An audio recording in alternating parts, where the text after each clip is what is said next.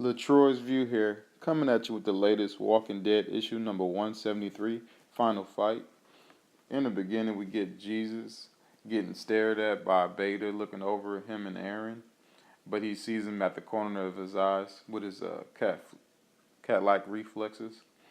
Beta swings for him, but he dodges it and gives him a nice uppercut kick. He's about to shoot him with his sights, but Beta's too quick and was able to knock the gun away just in time. But Jesus is dodging his attacks and wakes up like, what the heck is going on? Because, they thinking the Whisperers is dead. And then Aaron got the gun and he's like, Jesus, get down.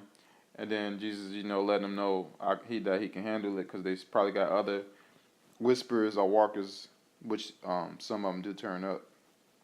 And then so Aaron starts to shoot them while Jesus is Jesus is a superhero, though.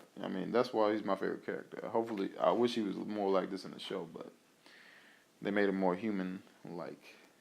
Um, Beta's dodging the bullets, and Jesus mentioned how he's so fast, and I think Negan mentioned the same thing whenever he was fighting against him, like how you can be this big and this fast. Aaron getting swarmed by the walkers, so Jesus is helping him take some out, but Beta's right behind him and tackles him. And so Jesus is literally about, struggling because Beta is a big dude and he's got his knife right there by his throat, both of them. And Aaron's able to shoot, shoot enough walkers to where he can shoot Beta through the torso, it looks like. And then, he's still letting him know he got you covered. And then Jesus shoots the walker that was right behind Aaron. He's like, I got you covered. So they make a great power couple. Like, this is the new power couple after Andrea died, So they take off his mask, and he's recognized as a basketball player that was also on TV series and commercials. And that's why he was so quick, because he was, he was athletic from his basketball. He was a pro basketball player, so he was very athletic and fast from that. He, I guess, wakes back up like with his last willpower. That's one thing I did really like. I figured out why I liked Beta as a character, because he was he had a lot of willpower. Like whenever he was fighting against Negan, and even though his back was messed up, he powered through until the war was won and released all the walkers onto Rick to finish the job, even though Rick Nunn was able to use their skills to get all the walkers away. So they head to they heading to see if any of the other Whispers is alive.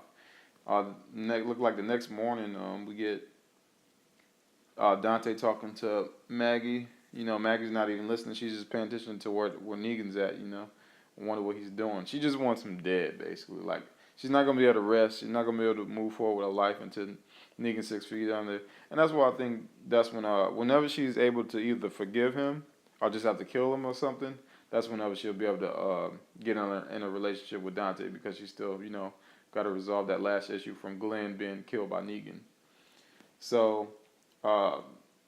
Carl's working his ass off, and what was her name? I can't think of her name right now. Lydia's like, we can take a lunch break. Sophia pulled a nice move, dropping her stuff so Carl come help, but Lydia wasn't having that, so it's gonna be a cat fight soon. We get Eugene getting close to their destination. It looked like nighttime. Back to nighttime. The Whisper camp. They got a few Whispers left, and they're trying to repopulate their group. And they look like they got some new people trying to, teach them the ways. But they not into it. They don't want to wear skin masks. They want to still call each other by name. And the dude's like, well, y'all can't learn our ways, so y'all gotta get shanked. Right before they was about to get shanked, Jesus shoots him. Great artwork with the bullet going through the dude's head, kicking him. He literally kicked the dude's knife back into his head. It was just tight. And then he threw the other knife. I really wish they do Jesus like this on the show. It's like it drives me every time whenever Jesus don't do anything. I'm like, this dude is the best character in the comics. So they recruit more people. The people is happy to go with them, as long as they ain't gotta wear skins and be able to keep that family name. Rick's I think is getting a little better because he's not sleeping outside. He wasn't crying this time, so time is moving on. He's finally starting to get over it, but it's still tough on him. And Laura brings up a good point to Dwight. We know that Sherry was the best character created in Walking Dead history, but you got to get over her. Laura tells him, she was she was slanging that thing to whoever was, you know, available. So he shouldn't even want her, but I guess it was good because he can't get over her. Back to Michonne at the end of the issue, they're at the this abandoned, old train station, and there's a great Amtrak, it's a great artwork, like the trains look decayed and everything. Michonne saying how she don't like this, and sure enough, they all get held up by the dudes. Let them know to drop their weapons. I mean, they're not taking no precautions. So I know that they're not taking they're not taking any chances, but Eugene sound friendly to her. She had the upper hand in the conversation, and Rick even told him they're only gonna bring a few people. So hopefully things start off good. We know these people probably gonna end up, at least most of them gonna end up being the bad guys. Maybe Stephanie and a few people gonna end up going to Rick Num's side. But this was a great issue. I actually really like this issue, especially since Jesus is my favorite character.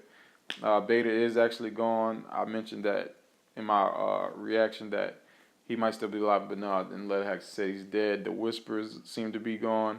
It looked like they was going to rebuild their numbers and then attack after Rick's and them group once they got their numbers back up, and they didn't want anybody knowing they was alive, which would have been a good plan, except for y'all came across Jesus, and between Jesus and Beta, Jesus gonna win that one. If I had any out of the box predictions for next issue, I know next issue is gonna be all Negan, but the issue after that, I'm thinking that with the new character of Princess, they've been showing that Michonne hasn't really been liking her attitude, but I feel like they're just doing that so that once they get to know each other better, that she'll start to get nicer with her, like the Mr. Miyagi and Karate Kid type thing, where at first they get odds, then they come together.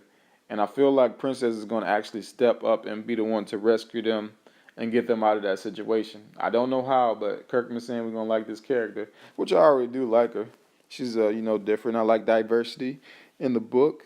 But yeah, like I said, I really like this issue, and that was my view on it.